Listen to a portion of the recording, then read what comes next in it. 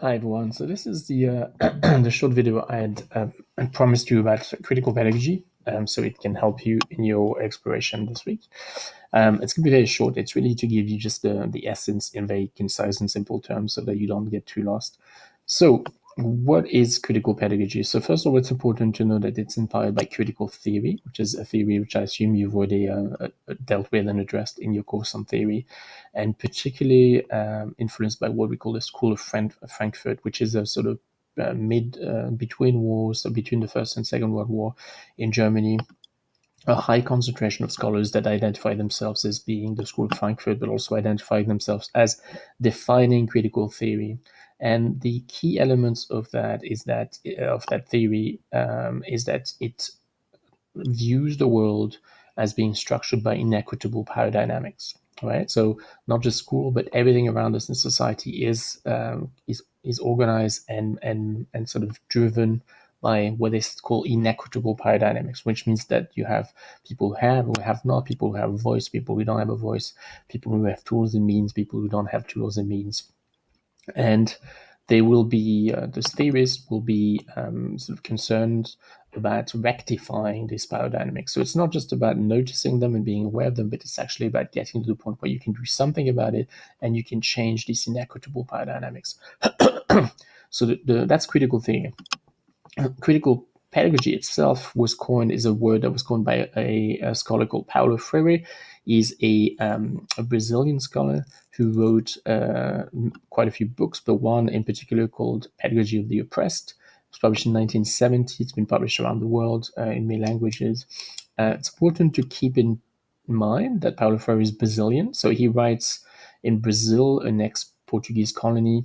So there's definitely a very strong dimension in critical pedagogy about post-colonial reflection. So looking at how post-colonial societies are perpetuating colonial approaches, particularly when it comes to education. So that's one dimension, but that's not all.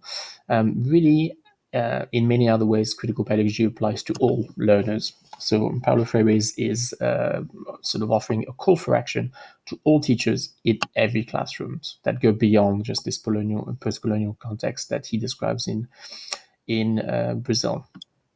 So, what is it about? So, he argues that really any educational institutions, so schools, colleges, universities, inherently, automatically, because of their structure, marginalize and oppress learners. So, according to Freire in critical pedagogy, you are going to be marginalized and you are going to be oppressed in an educational institution because of the way they function. Obviously, some are going to be more oppressed and more marginalized than others, but all are going to be affected by it. He compares actually schools and post-secondary institutions to factories. And he describes the role of teachers, the current role of teachers, as being a line worker, where really there's very little reflection involved, and it's about getting the greatest numbers through in the shortest possible time, without really any sort of sincere or authentic desire to develop critical thinking or to make those learners autonomous. He talks about something which is called the banking model. So that's a word that you're going to see a lot in critical pedagogy. And following along this allegory of the teacher being a line worker and the institution being a factory, he describes the traditional role of education as being one of banking. So he calls it the banking model. Banking model, why? He compares basically learners to piggy banks, where the teachers is dropping knowledge into the student. So three dimensions there to look at. First of all, this notion that knowledge is a commodity, that traditional education tends to look at education as a commodity, as something that is just transferred or given, and he contests that, he challenges that.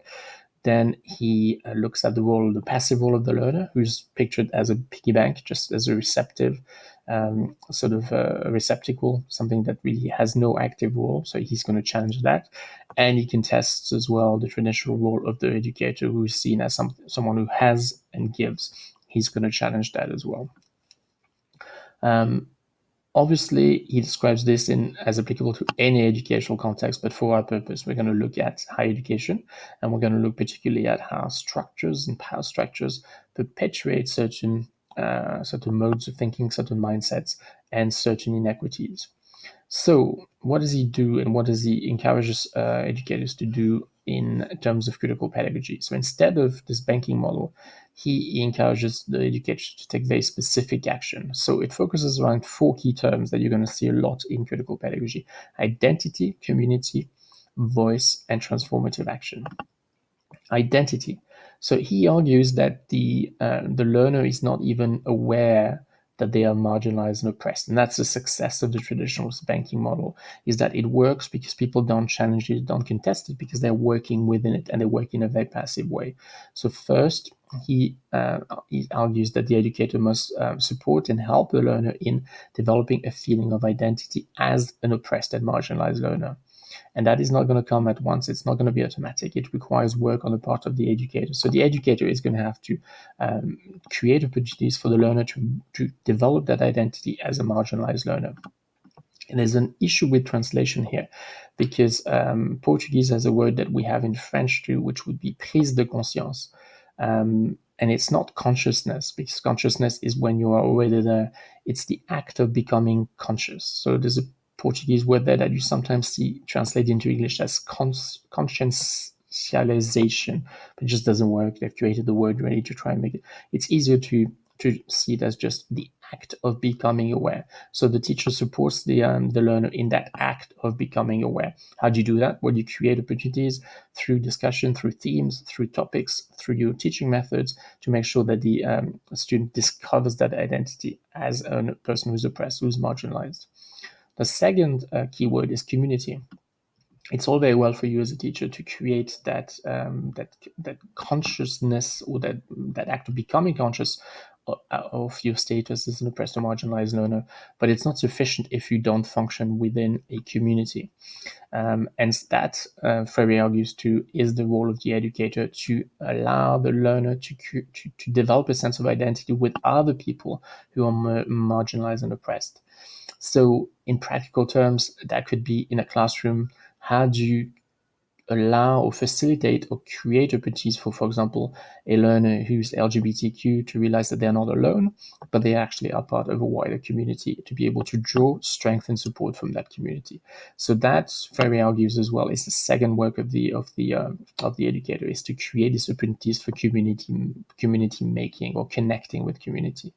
The third one is voice, because as we've said, the learner is initially not even conscious of their status, haven't developed fully their identity as oppressed learner. As they grow, and as they grow into that role and develop that identity, they will develop a voice. And so that is the third point that Freire argues, is that the learner has, the educator is supporting the learner in developing that voice, in maturing that voice. And the term often used is that the educator amplifies that voice. So think in your classrooms, in your classroom practices, what is it that I can do to amplify the voice of learners who don't normally have a voice? Through projects, through assessment, through instruction. The fourth point is another key word that you're going to see a lot, is transformative action.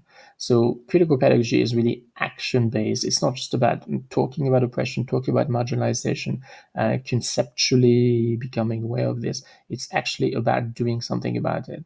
Remember that we said this was inspired by critical theory, and critical theorists really have the goals of not just becoming aware of power inequities in society, but of actually transforming them and making them disappear. So Freire has taken this element of a critical theory and put it into critical pedagogy, and you see it in this notion of transformative action. So the aim is really for the educator to be able, through this process, to actually do something about it. And it's not the educator that does something about it, but they support the learner in a process of transformative action, which means that after having discovered an entity, formed community, and having amplified their voice, they are able themselves to change the system. And you, as an educator, support them in them changing the system. So it's an empowerment piece.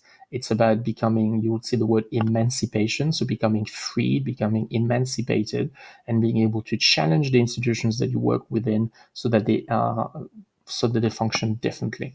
So this is going to be important too, and you're going to have to create. This is the difficult part in critical pedagogy, because we work with institutions, and that fourth point means that we support and we become allies of the students as they attempt to challenge and modify the institutions in which they are functioning, and to modify the practices.